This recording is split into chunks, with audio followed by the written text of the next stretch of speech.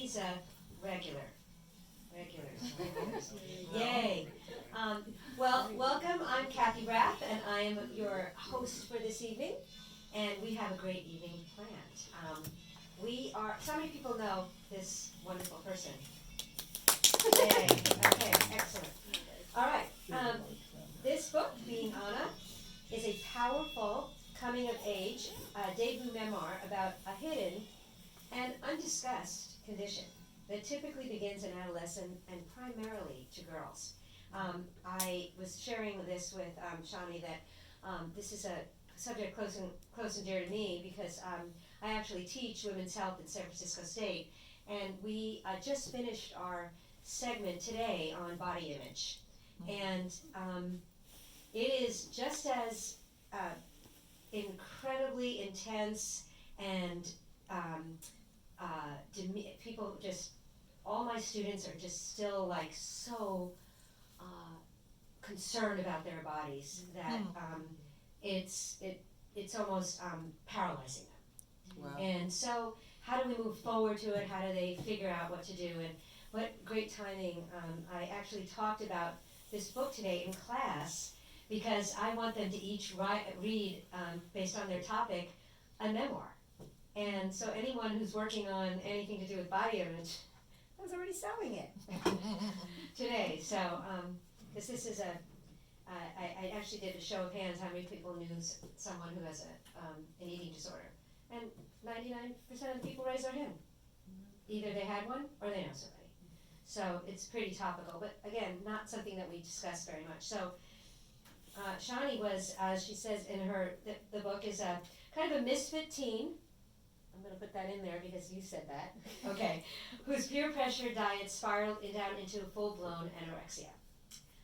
Something that no one in her early 90s local South African community knows anything about. 14-year-old Shani spends the next 6 years being Anna, as many anorexics call it. There's a website actually that's called Pro Anna and Pro Mia that you can go on and talk to other people like yourself. But mostly they promote that lifestyle. So that's something that when I saw the title of that book, I was like, oh, this is exactly what they call it.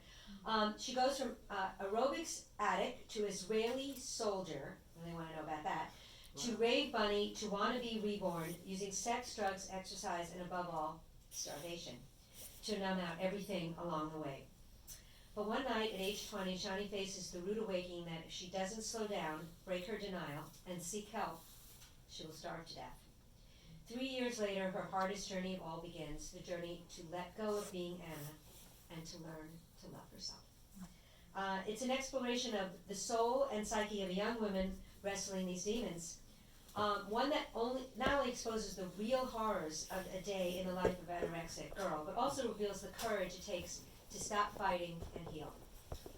She's gotten so many different, so many people have praised this book. I like Michelle Smith, the former director of the Victorian and Eating Disorder Treatment Center. Raviv shares her story with genuine honesty, courage, and heart. Being Anna gives an in-depth look at the struggle and victory over this horrific disease. Raviv is living proof that you can overcome anorexia. And she's an award winner. 2011 won the Next Generation Indie Book Awards in the memoir category. And the National Indie Excellence Award in the Women's Health category. That's so great! Wow. Yay! She's a published writer, writing coach, copy editor, content producer, and speaker who has the belief that anorexic mindset is not a life sentence and considers herself fully recovered. She lives here in the Bay Area with her son, and we are really pleased that you decided to come and talk to us today. So thank you so much. And if you'd like, I think you'd like to sit, right? Okay. Is that okay? Since we're like a small group today. There you go. Thanks, Kathy. Hi, everyone. I just want to say thank you so much to Book Passage for having me, and to Kay and Kathy. And I'm really honored to be talking here in the same month as Joyce Carol Oates spoke. Yes. Thank God for America. And So thank you all for coming tonight. I know some of you have driven quite a long way. I'm going to just start off talking for a few minutes, and then I'm going to read 3 passages from our book. Each one's about 2 pages, and then I'm going to open it up to questions. So people often ask me, why did you become anorexic? And the answer that I found after many years of searching is that I didn't want to be me. People often think that you choose anorexia, or that you go down this road because you want to be skinny or you want to be liked. I really believe that it comes from a lack of self-love and low self-esteem, which I really did suffer from for most of my life. So that was the main reason. People often ask me, how did you recover? They think you beat anorexia, or you overcome the battle, or the kind of terminology that they use in the cancer world, like you've fought the struggle and you've overcome it. But I would say that the way that I overcame anorexia was by surrendering. The same as in the Alcoholics Anonymous world, you admit that you're powerless over the drug and you surrender. I really don't believe there is another way. I had to admit that I was powerless, that I wasn't going to overcome this thing, because had I won, I would have died. So I would say I surrendered. People often ask me, what was your biggest catalyst to recovery? That's an interesting one, because for me it was LSD, an acid trip. Contrary to I don't know about popular belief anymore, but kind of popular belief, the mainstream belief that anorexia is kind of extreme vanity and just a desire to be thin and diet. It actually goes way, way, way deeper. It's a very, very complex, complicated psychological disorder that manifests physically, emotionally, spiritually, psychically, and really changes you and changes your identity completely, and completely overtakes you, almost like possesses you. It's a very strange thing. So it requires very, very, very specialized treatment, and a lot of treatment facilities just don't actually manage to break through, because it is so deeply ingrained in the mindset that it's almost impossible to break through to the other side. And anorexia, actually, of all the psychiatric disorders, has the highest fatality rate. I think 5 to 20% of sufferers actually die. So it's a real thing. If I hadn't suffered from it myself, I would poo-poo it, because I wouldn't believe that it can be such a real thing, but it really is. So LSD, the reason that it was so powerful for me, it wasn't a facilitated, experience. It was recreational. I went to a party and I dropped some acid and I lost my body.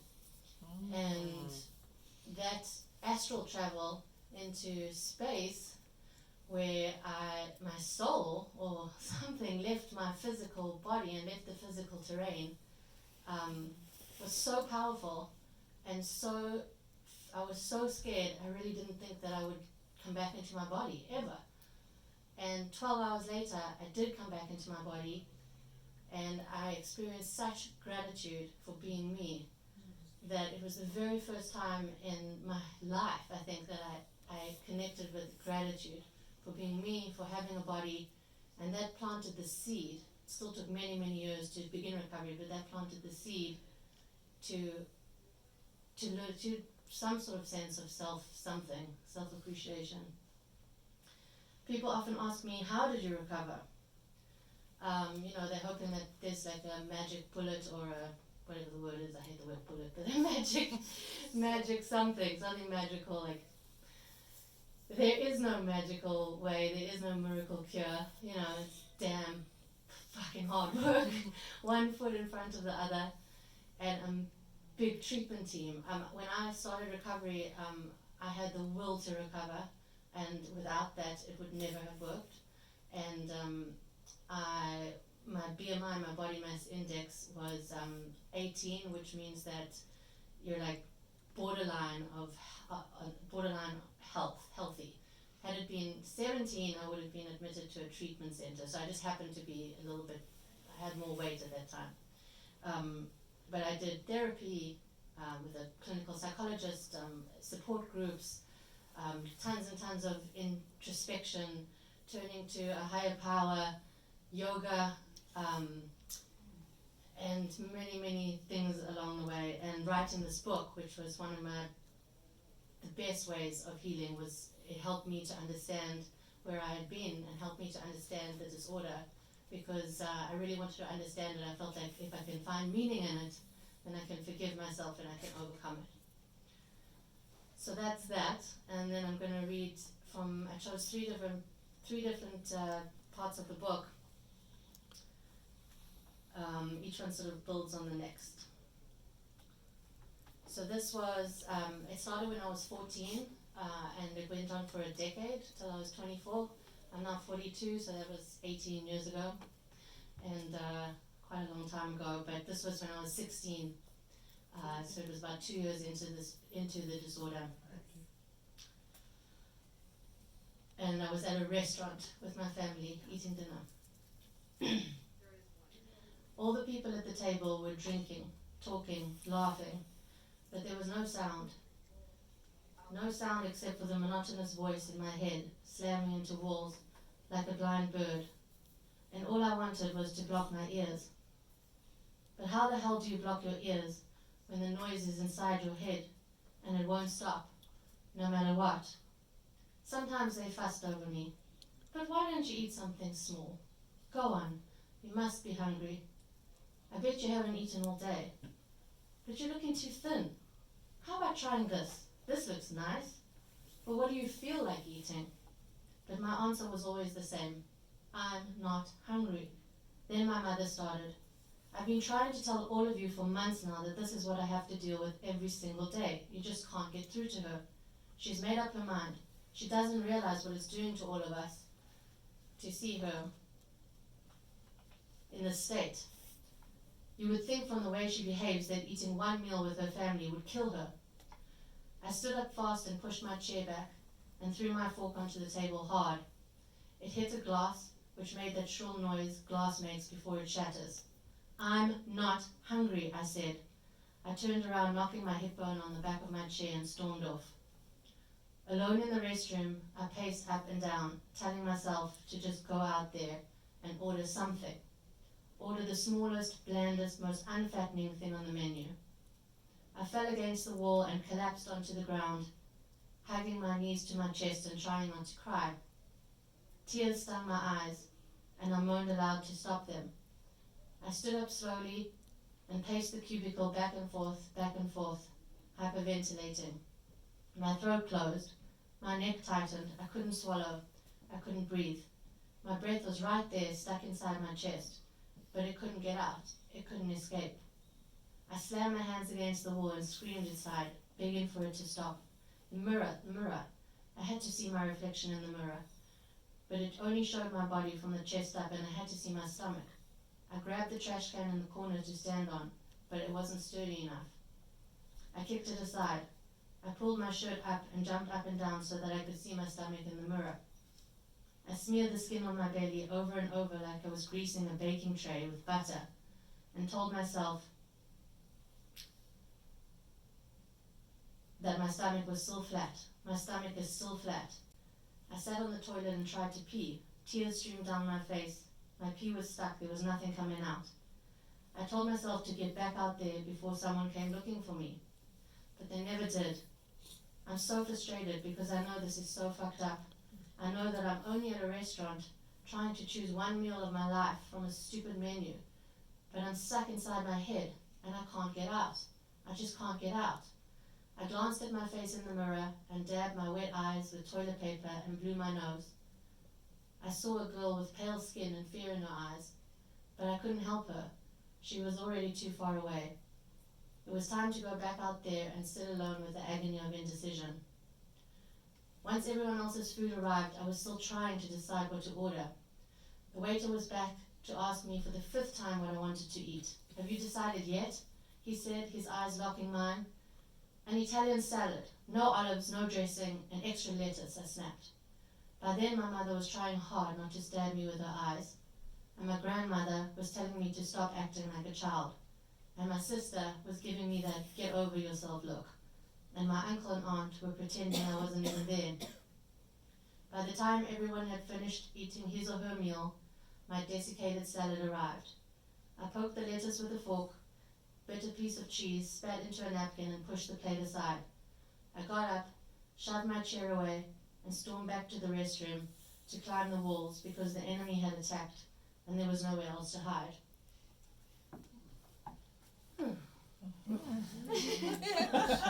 Deep breath, everyone. Okay, ready for more? Okay, so this is a part. This was a part. I had just finished the Israeli army. My dad, who I lost a year ago to lung cancer, was Israeli, and I went there to be with him, and that's when I was recruited for the army. So anyway, I had just come back to South Africa from, that's where I grew up, from the Israeli army, and I was living again at home with my mom, who I hadn't lived with in 2 years, and she was very worried about me. And she called a treatment center in South Africa called Tara to try and admit me. Around the same time that my mother had called Tara, she had also been referred to a man called Rob, the father of 2 daughters who had survived eating disorders, who then dedicated his life to helping other sufferers. One day she called him behind my back to beg his advice. He said to her, "Your daughter is sick. She has a serious illness. It's called anorexia. She tells me it was the first time that someone else had acknowledged how bad my disorder was, and that she knew I needed to be made aware of this, or she might lose me. My mother knew that I would refuse to help or any kind of family intervention, so she tried casually to get me to respond to his call so that it would not seem as though she had conspired against me by wanting with all her heart and soul to save my life. The phone call came about a week after she told me she would send me to Tara. I was sitting at the foot of my sister's bed, wearing her silky rose pajamas, drinking my vanilla protein shake with 5 sweeteners in my milkshake glass for lunch. My mother knocked tentatively. "There's someone on the phone who'd like to speak to you about where you're at," she said softly. She purposefully avoided using words like anorexia, disorder, or eating problem because it evoked rage in me. Up until that point, I had barely uttered any of these words aloud, especially to my mother. "Is that okay?" she asked. "Fine," I shouted. She tiptoed in, tugging at the long telephone cord that dragged behind her. She handed me the phone and left the room. I spoke with Rob that day for 2 hours, but I don't remember a single word he said. I don't even remember the gist of the conversation. What I do remember is that he wasn't soft with me. He wasn't sympathetic. He expressed no pity, no sadness. He was authoritative, firm. He put the cards on the table. He had to. Otherwise, I would not have opened up to him. Anorexia doesn't respond to kindness. He listened as I poured out my pain and confusion. After holding it all in for so long, feeling alone and isolated and insane, like there wasn't one other person in the world who could relate to me, it was a relief to realize that he did. I know it was his understanding that for the first time ever made me feel that I wasn't alone. I wasn't crazy. I wasn't dead. It was a huge relief to know that somebody out there knew exactly what I was dealing with and didn't judge me for it. He didn't reprimand me, didn't hate me, didn't love me. That was how he got through to me. Despite everything that everyone who loved me had tried to say and do in order to get through to me, nothing had worked before that conversation. And yet there were no profound changes immediately after we talked. There is no miracle cure for anorexia, not even understanding. He told me to write down his name and number, which I did, and to call him if I ever needed to talk. The conversation ended. I put the phone down. I sat dead still with my broken denial. Later I trudged downstairs and walked into the kitchen. My mother was there. How was it, she asked. What did he say? Her voice was tentative and laboured. She anticipated some acknowledgement of my behaviour, some awareness in me of the harm I was causing myself. I lowered my head and sighed. He's the only person in the world who understands me. My mother had waited 6 years for that moment. Another deep breath. Oh, we're supposed to breathe too. Okay, one more, and then I'll open it up to your question. I think that was the heaviest part of the book. Okay, this is less than 2 pages. This was, I was a few years after that. I was 21 and cross-addicting because the starvation wasn't working that well anymore, so I was taking tons of drugs to numb the feelings, living with a drug addict boyfriend, over-exercising, doing aerobics like 5 days a week, twice a day, something insane, drinking a lot, and working like a workaholic, like 7 days a week I was waitressing. So this was at a restaurant that I was waitressing at the time. And this was about a few years before I started recovery. For 20 non-stop hours, I served a raucous crowd of unhappily married suits that arrived in droves with their week's worth of pent-up aggression and their life's worth of demands. They were all bald, ugly, pot-bellied, middle-aged men who were there to get as pissed as their pockets would allow and to bet their sick luck on waitresses whose sole aim was to get them to order more booze and therefore increase their tips at the end of the night. I skirted around tables and chairs, bombarded by the perverted murmurs of drunken men. One morning, I sidled up to a boozed-out old sod who brought his wife and kids in for brunch on Sundays, and I offered him another drink. He grabbed my waist and slipped his hand down to pat my ass and rested it there.